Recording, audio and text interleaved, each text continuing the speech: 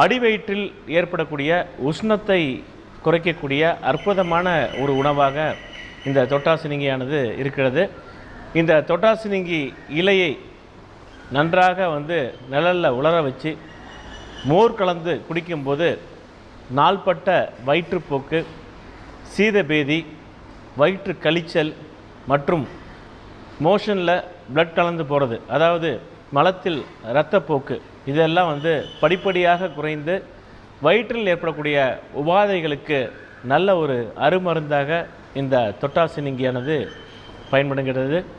பொதுவாக இந்த தொட்டாசினிங்கியானது கணையத்தில் இருக்கக்கூடிய செல்களை தூண்டி கணையத்தில் இருக்கக்கூடிய சுரப்புத்தன்மையை அதிகமாக்குகிறது. கணையத்தில் இருக்கக்கூடிய லாங்கர்ஹான் என்று சொல்லக்கூடிய அந்த செல்களானது நல்ல முறையில் தூண்டப்படுவதன் மூலமாக இன்சுலின் சுரப்புத்தன்மையானது அதிக அளவில் சுரக்குது. இந்த இன்சுலின் சுரப்பானது